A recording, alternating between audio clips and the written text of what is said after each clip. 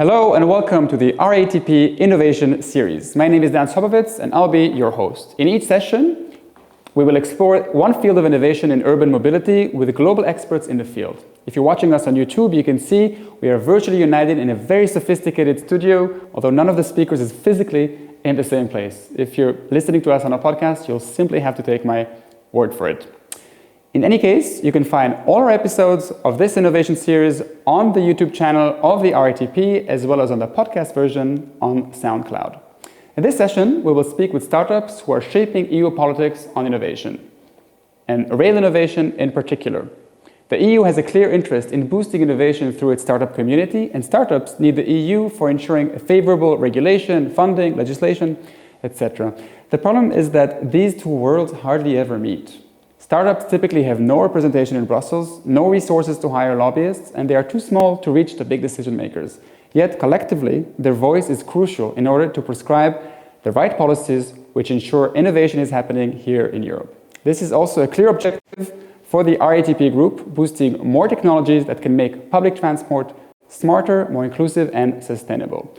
I'm joined by Grégory Merli, Managing Director of the European Startup Prize for Mobility.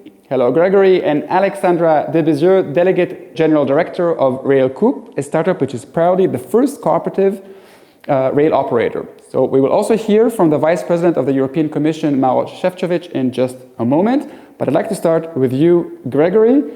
So you're running a major acceleration program for European startups in mobility, which now consists of thousands of startups, and you also found a very original way to crowdsource policy suggestions of these startups and make them speak together with the EU. Can you tell us a few words about your work with the startups in general and maybe this particular work with the EU? Thanks, Dan, and thanks RATP Group for inviting me and for being such a loyal partner to the European Startup Prize. So the European Startup Prize for Mobility is mostly two things. So first, we are a prize. We do award each year the best European startups in the field of sustainability. And I really insist on the word sustainable mobility. This is really our DNA. And then we are more than a prize. We are one of the largest acceleration programs in Europe.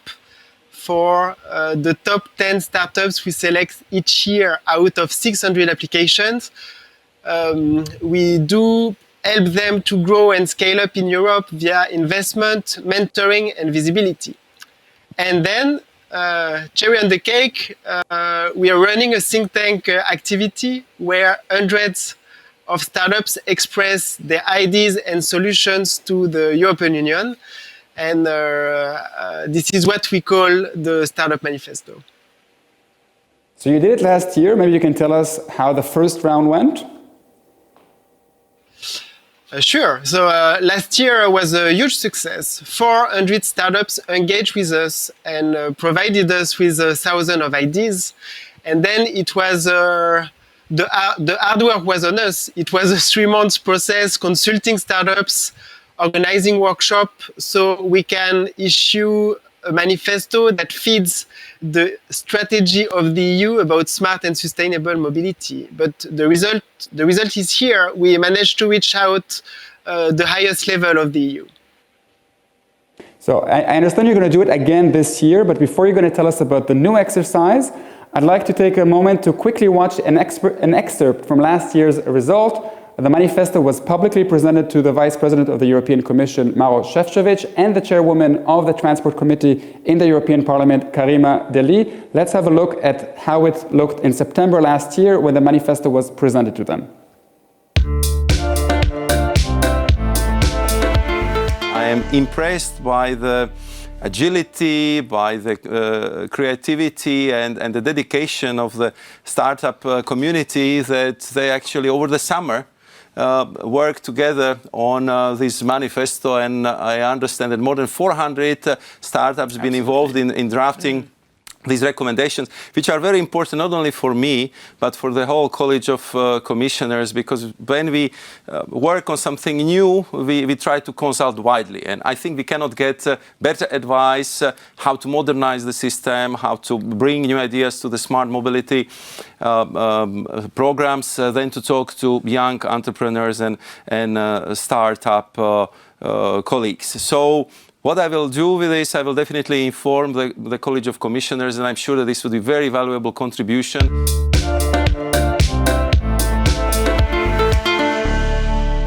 I should also mention that this was inside the European Commission, inside their studios, and broadcast by the European Commission, so they took it very seriously. And thank you, Grégory, for sending me all the way to Brussels to present the manifesto in person. But this year you have a more focused manifesto dedicated to innovation in rail. I also want to take a moment to mention that the RATP group is a proud member of both your European Startup Prize since its first edition, but also of this year's manifesto on rail. So maybe you can tell us briefly, why rail this year? Because last year was more broad. Why are you focusing on rail specifically this year? Sure. The reason is there is a big momentum on rail at the European level. The EU institutions are really putting sector on top of their priorities. First, train helps reduce tremendously carbon emissions for long-distance transportation. It is no secret. Also, we have a very strong European rail industry, and there is no reason that startups are not building up the future of trains in Europe. And the third reason is the regulation context. The market is now opening up as part of the achievement of the single rail market, meaning new entrants, new opportunities to modernize the railway network. So I see startups that have the capacity to revolutionize the train sector. And one of these startups is indeed Railtech. Alexandra, you are the Delegate General Director of Railtech, and your startup is taking a very active role in this year's Manifesto on Rail. So maybe you can tell us briefly what it is that you do at Railtech and why you chose to invest in this initiative of crowdsourcing European policies in this manifesto. Yes, thank you, Dan. So Railtech is the first cooperative dedicated to rail transportation of freight and passengers. So as a cooperative, now we are gathering more than 8,000 people, citizens, NGOs, local authorities, companies, all of people that want to actually redesign, I would say, or design a new services talking about rail transportation for freight and passengers. We are operating on the open access market where the SNCF doesn't go. So it's the focus on our innovation is really to think a new economic model, gathering also this collective intelligence towards rail transportation and designing new services. And we joined the manifesto because in our philosophy and DNA, it's also to be in contact and cooperate with a lot of different stakeholders to think together on how to leverage the market barriers, because as Grégory mentioned, there is the opening of the market right now, but for startups like us, there are still a lot of market barriers to overcome, like accessing rolling stocks, like accessing also ticketing services that are the widest as possible, and so on and so forth. And so it's very important for us to work together with startups, thinking and designing new services to develop rail transportation.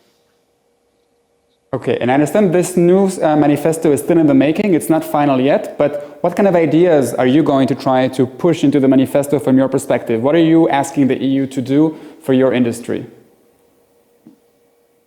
Accessing the rolling stocks, and so we have to develop public guarantees on the rolling stocks, especially, and we have also to develop some specific innovation in the field of data management of the freight system in rural areas. It's a key issue. Now we are answering a call for proposal with some other companies in France and in Germany, actually, to leverage these issues, because, as I said, we want to operate rail transportation on some particularly rural areas and covering some specific areas where the SNCF doesn't go. So there are some various numbers of key issues that we want to address, and that's why it's important for us to be part of this manifesto and having a feedback from the startups on where we can work on at RAICOP at the moment. So data management is one important topic for you. Unfortunately, our 10 minutes are up, so let me thank both of you, Grégory and Alexandra. This concludes this episode of the RATP Innovation Series. I remind you that you can watch all episodes on the YouTube channel of the RATP or listen to us on the RATP SoundCloud stream. Look for the Innovation Series playlist. In other episodes, we speak about urban air mobility, smart curbs, e-mobility, women in an eye, and much, much more. Look us up and we'll see you there.